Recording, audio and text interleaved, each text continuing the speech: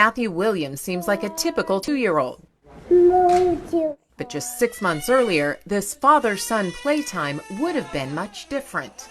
And we just noticed that he didn't pay attention, he didn't turn to his name, he didn't play with toys in a typical way. Unlike his twin sister Morgan, Matthew didn't speak.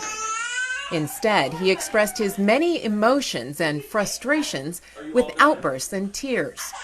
So on their pediatrician's recommendation, Mark and Marcella Williams took their son to the UC Davis Mind Institute in Sacramento, where their suspicions were confirmed. I kind of in the back of my mind always knew there was something not quite right, and it possibly would be autism. But when you hear it, it's a different thing. We just kind of get concerned with what it could mean. Like, is he going to be normal for the rest of his life? And, you know, what kind of things are really going to affect him down the road? Is he going to be, you know, like any other kid? Autism isn't typically diagnosed until a child is older, but doctors recognized many of the risk factors in Matthew, including a lack of communication, a narrow range of interests, and unusual repetitive behaviors. Experts here at the Mind Institute diagnosed Matthew as at risk for autism and considered him a good candidate for a promising new treatment called the Early Start Denver model. The Early Start Denver model is a method of intervention developed for very young children, and it draws from a number of different sources, both theories and science. Dr. Sally Rogers co-authored the Early Start Denver model, or ESDM, which she has been working on since the early 1980s.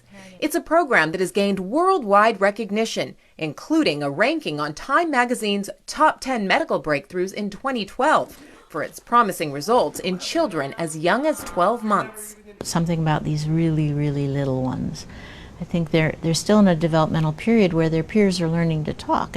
They're not out of sync yet with other 18 to 24-month-olds. Everybody in that age is learning to talk. And we'll go, open boats. At 18 months old, Matthew was noticeably behind his twin sister and his peers in verbal and social development. Cupcakes? But researchers believe they could help him catch up fairly quickly. Caterpillar. When he first came to us, he had no language. He made very little eye contact. He had very few play skills. This would be a great way to work on jumping with 2 feet. He's very good at jumping. Do you want more juice? Yeah. Yes. Amy Board is a speech pathologist and the team lead for Matthew's intervention, which included a handful of therapists as well as his parents, who also received training so they can continue the treatment at home. It's an intensive 20 hours of therapy each week. Where was Matthew's focus during the ball routine, do you think? The therapy combines several science-based practices for working with autism into one intervention program.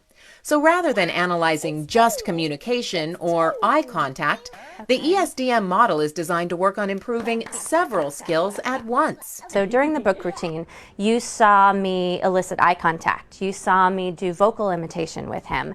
You saw me elicit sound effects with him with the slurping of the soup. Worms are yucky. Yucky. And the idea is that we get to teaching about every 10 seconds. So about every 10 seconds, you're going to see some kind of a learning opportunity. And that's our fidelity goal with the ESDM model. And the results? After 5 months of therapy, it would be hard for someone who doesn't know Matthew to see a difference between him and any other child his age. We didn't think that something as simple as playing and structured play and these things could really modify, you know, his brain, because it's changed how his brain takes things in, and it's just like, wow, it's amazing to see. And it's not just Matthew Williams. The first ESDM study involved 48 toddlers with the same level of functioning, separated into 2 groups. One group received the ESDM therapy, the other was referred to a community program for therapy. After 2 years, the children in the ESDM group had an average IQ increase of 18 points. The other group increased only 6 points. Their language improved as well, and 7 of the children in the ESDM model had enough improvement in overall skills to warrant a diagnosis change to a milder condition. It's also elicited critics who say it falsely suggests there's a cure for autism. Dr. Rogers says while it isn't a cure, the research speaks for itself. Autism is a description of a set of behaviors, and behaviors change. And, if a child no longer meets behavioral criteria for autism, they don't have autism. For parents like Mark and Marcella Williams, who once had so many fears about what the future would hold for Matthew, it's simple. We know Matthew now. That's the easiest way to say it. 6 months ago, he could not communicate with us at all.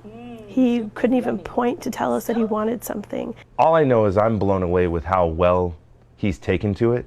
And, it gives me a lot of hope that this is becoming a larger piece of teaching and overcoming against autism. And so that's really what I'm aimed for. Remove the disability, help children function in every environment, help them be able to interact with peers and do what life expects for them of their age. That's my goal. Sally Rogers says there may eventually be a day when autism is described more as a learning challenge than a severe, lifelong disability. But for now, much about autism is still a mystery. For Mark and Marcella Williams,